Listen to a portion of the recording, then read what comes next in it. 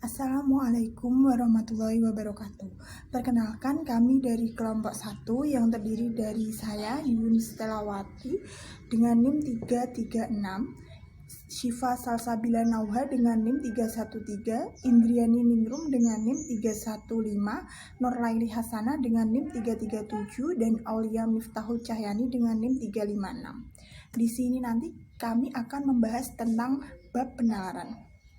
Kami mengambil referensi dari buku Bahasa Indonesia yang penerbitnya sendiri yaitu Universitas Muria Kudus dan pengarangnya adalah dosen Bahasa Indonesia kami, Pak Kanzunuddin. Baik, mari kita bahas satu persatu. Apa itu yang namanya penalaran? Penalaran adalah suatu proses berpikir dengan menghubung-hubungkan bukti, fakta, petunjuk, atau eviden, ataupun sesuatu yang dianggap bukti menuju pada simpulan. Dapat pula dinyatakan bahwa penalaran merupakan proses berpikir yang sistematik dan logis untuk memperoleh sebuah simpulan atau pengetahuan dan keyakinan. Penalaran sendiri dibagi menjadi 3, yaitu ada penalaran induktif, penalaran deduktif, dan penalaran gabungan. Mari kita bahas satu persatu. Yang pertama adalah penalaran induktif. Penalaran induktif adalah suatu proses berpikir yang bertolak dari hal-hal khusus menuju sesuatu yang umum. Sedangkan penalaran deduktif adalah suatu proses berpikir yang bertolak dari hal-hal yang umum menuju hal yang khusus. Artinya yaitu kebalikan dari penalaran induktif. Sedangkan penalaran gabungan yaitu dalam kenyataan sehari-hari atau dalam berpikir nalar, penalaran induktif maupun deduktif saling mendukung, yakni sering digunakan secara bersamaan. Proses penalaran induksi tidak akan bermanfaat apabila tanpa diikuti proses deduksi. Sebaliknya, proses deduksi tidak akan banyak manfaatnya jika tanpa diikuti oleh proses induksi. Oleh sebab itu, kedua corak penalaran tersebut dapat digunakan secara bergantian ataupun secara bersamaan sebagai sarana untuk mengembangkan tulisan atau karangan. Untuk yang selanjutnya akan dilanjutkan oleh teman-teman saya. Oke, baik, di sini saya akan melanjutkan pemaparan materi yang telah disampaikan tadi. Oke, masuk materi yang kedua yaitu tentang penalaran induktif. Nah, penalaran induktif ini dapat dilakukan dengan 3 cara. Yang pertama dengan generalisasi, yang kedua dengan analogi, yang ketiga dengan kausal atau hubungan sebab akibat. Nah, yang kita bahas pertama kali adalah generalisasi atau rampatan. Generalisasi atau rampatan adalah proses bernilai yang bertolak dari sejumlah gejala atau peristiwa yang serupa untuk menarik kesimpulan mengenai semua atau sebagian dari gejala atau peristiwa yang bersangkutan. Generalisasi diturunkan dari gejala khusus yang diperoleh melalui yang pertama pengalaman, kedua dilakukan observasi, kemudian dilakukan wawancara atau studi dokumentasi. Nah, generalisasi ini bersumber dari dari dokumen, statistik, kesaksian, pendapat para ahli, peristiwa-peristiwa politik, sosial, ekonomi, dan hukum. Nah, agar generalisasi ini dapat dikatakan sah, maka kita harus memperhatikan rambu-rambu generalisasi. Yang pertama, apakah gejala atau peristiwa khusus yang dijadikan dasar generalisasi cukup memadai? Jadi itu tergantung keluasan cakupan generalisasi tersebut. Nah, agar generalisasi dapat diterima, yang pertama kita harus mencari tambahan data agar representatif. Yang kedua, jika data sudah memadai, maka simpulannya diawali dengan kata atau frasa pewatas tertentu seperti sebagian besar dari hasil penelitian itu, bertolak dari data di atas, dan cenderung. Kemudian yang kedua, apakah gejala atau peristiwa yang digunakan merupakan contoh yang baik yang dapat mewakili keseluruhan atau bagian yang dikenai generalisasi. Kemudian yang ketiga, seberapa banyak kekecualian yang tidak sesuai dengan generalisasi yang dilakukan. Apabila jumlah kekecualian itu terlampau banyak, maka generalisasi itu tidak sah. Jika jumlahnya sedikit, maka rumusan generalisasi harus dilakukan dengan hati-hati.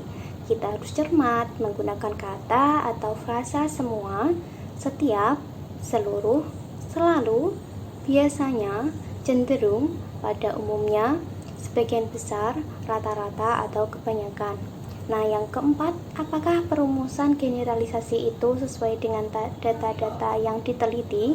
Jika generalisasi itu menggunakan kata semua atau setiap, betulkah semua data yang ada telah diteliti? Jangan-jangan hanya sebagian kecil saja data-data yang diteliti. Nah, penerapan generalisasi sebenarnya itu sudah sering kita lakukan dalam sehari-hari. Misalnya kita ambil contoh yang sederhana saja. Berdasarkan pengalamannya, seorang ibu dapat membedakan dan menyimpulkan arti tangisan anaknya yang masih bayi. Apakah tangisan bayinya itu merupakan ungkapan rasa sakit, takut, haus, lapar, atau tidak nyaman? Seorang ibu dari bayi yang bersangkutan memahami makna tangisan bayinya. Itu adalah contoh generalisasi yang dapat kita temukan di kehidupan sehari-hari. Nah, tadi kan kita sudah membahas tentang generalisasi. Yang kedua itu ada analogi. Apa sih analogi itu? Yaitu perbandingan-perbandingan yang menunjukkan kesamaan-kesamaan antara dua barang atau suatu hal yang dibandingkan. Nah, analogi ini digunakan dalam penalaran karena analogi dapat menerangkan atau menjelaskan sesuatu yang abstrak atau rumit menjadi konkret atau mudah dipahami. Oleh sebab itu, melalui analogi, sesuatu yang abstrak atau rumit menjadi lebih mudah dan dapat dicerna. Nah, misalnya, awan dari letusan gunung tadi pagi membentuk sebuah pedus gimbal. Jadi perbandingan antara awan letusan tadi dengan pedus gimbal merupakan sebuah analogi. Nah, kali ini kita itu akan membahas tentang analogi induktif atau analogi logis. Analogi induktif atau kias adalah suatu proses penalaran yang bertolak dari dua peristiwa atau gejala khusus yang satu sama lain memiliki kesamaan untuk menarik sebuah simpulan. Titik tolak penalaran ini ialah kesamaan karakteristik di antara dua hal, maka simpulannya akan menyiratkan apa yang berlaku pada satu hal akan berlaku pula untuk hal lainnya. Maka oleh sebab itu dasar simpulan yang digunakan merupakan ciri pokok atau esensial yang berhubungan erat dari dua hal yang dianalogikan. Nah, pembahasan yang ketiga yaitu tentang kausal atau hubungan sebab akibat. Nah, hukum kausalitas menyatakan bahwa semua peristiwa yang terjadi di dunia ini terjalin dalam rangkaian sebab akibat. Tidak ada satu gejala atau kejadian apapun yang muncul tanpa penyebab. Penalaran kausalitas dapat terwujud dengan pola sebab ke akibat ke sebab, dan akibat ke akibat. Nah, penalaran kausalitas ini memiliki karakter. Yang pertama, satu atau beberapa gejala atau peristiwa yang timbul dapat berperan sebagai sebab atau akibat, atau sekaligus sebagai akibat dari gejala sebelumnya dan sebab gejala sesudahnya. Yang kedua, gejala atau peristiwa yang terjadi dapat ditimbulkan oleh satu sebab atau lebih dan menghasilkan satu akibat atau lebih. Yang ketiga, hubungan sebab akibat dapat bersifat langsung dan tidak langsung. Nah, contoh sederhana yang sering terjadi dalam kehidupan sehari-hari, misalnya untuk hubungan sebab akibat atau kausal, misalnya seorang ibu melihat awan tebal menggantung, dia segera memunguti pakaian yang sedang dijemurnya. Nah, tindakan seorang ibu itu didorong oleh pengalamannya bahwa mendung tebal menjadi sebab pertanda akan turunnya hujan yang menjadi akibat. Nah, hujan atau sebab ini akan menjadikan pakaian yang dijemurnya basah yang menjadi akibatnya. Nah, sekarang kita akan belajar tentang bentuk penalaran deduktif. Bentuk penalaran deduktif dilakukan dengan dua cara. Yang pertama yaitu dengan silogisme, dan yang kedua yaitu dengan entimen. Nah, yang pertama kita akan belajar tentang silogisme. Silogisme di sini adalah suatu proses penalaran yang menghubungkan dua proposisi atau pernyataan yang berlainan untuk menurunkan sebuah simpulan atau inferensi yang merupakan proposisi yang ketiga. Nah, proposisi merupakan pernyataan yang dapat dibuktikan kebenarannya atau dapat ditolak karena kesalahan yang terkandung di dalamnya. Nah, silogisme terdiri atas 3 bagian. Yang pertama yaitu premis mayor atau mengandung term mayor dari silogisme, merupakan generalisasi atau proposisi yang dianggap benar bagi semua unsur atau anggota kelas tertentu. Dan yang kedua yaitu premis minor atau mengandung term minor atau tengah, yaitu berisi proposisi yang mengidentifikasi atau menunjuk sebuah kasus atau peristiwa khusus sebagai anggota dari kelas itu. Dan yang ketiga adalah simpulan. Simpulan adalah proposisi yang menyatakan bahwa apa yang berlaku bagi seluruh kelas akan berlaku pula bagi anggota-anggotanya. Nah, di situ ada kata term. Term adalah suatu kata atau frasa yang menempati fungsi subjek atau predikat. Nah, di sini ada contoh, yaitu premis mayor. Contohnya, semua cendekiawan adalah pemikir, dan premis minornya, Aditya adalah cendekiawan. Simpulannya, jadi Aditya adalah pemikir. Nah, selanjutnya adalah hal-hal yang perlu diperhatikan dalam penalaran dengan menggunakan silogisme. Yang pertama, sebuah silogisme hanya terdiri dari 3 proposisi, yaitu premis mayor, premis minor, dan simpulan. Dan yang kedua, apabila sebuah silogisme mengandung sebuah premis yang positif atau sebuah premis negatif, atau dengan menggunakan kata tidak atau bukan, maka simpulannya harus negatif. Yang ketiga, dari 2 buah premis negatif tidak dapat ditarik kesimpulan. Dan yang keempat yaitu premis mayor yang benar belum tentu menghasilkan kesimpulan yang benar jika proses penyimpulannya keliru. Nah, di sini ada jenis-jenis silogisme. Ada 3. Yang pertama yaitu silogisme kategorial, adalah argumen deduktif yang mengandung suatu rangkaian yang terdiri atas 3 dan hanya 3 proposisi kategorial yang disusun sedemikian rupa sehingga ada term yang muncul dalam rangkaian pernyataan itu. Tiap term hanya boleh muncul dalam 2 pernyataan. Dan yang kedua adalah silogisme kondisional atau hipotesis, adalah pola penalaran deduktif yang mengandung hipotesis. Maksudnya, silogisme ini bertolak pada suatu pendirian bahwa ada kemungkinan apa yang disebut dengan proposisi itu tidak ada atau tidak terjadi. Oleh sebab itu, rumus proposisi mayor dari silogisme itu adalah jika P, maka Q. Dan yang ketiga adalah silogisme alternatif atau disjungtif, adalah silogisme yang proposisi mayornya merupakan sebuah proposisi alternatif atau proposisi yang mengandung kemungkinan-kemungkinan atau pilihan-pilihan. Nah, yang terakhir yaitu bentuk penalaran dengan menggunakan entimen. Di sini entimen adalah bagian silogisme yang dianggap telah dipahami, dihilangkan. Hal ini dilakukan untuk kepraktisan bernalar dalam kehidupan sehari-hari. Atau dapat juga dinyatakan bahwa dalam kehidupan sehari-hari biasanya silogisme itu muncul karena dengan 2 proposisi. Salah satunya dihilangkan.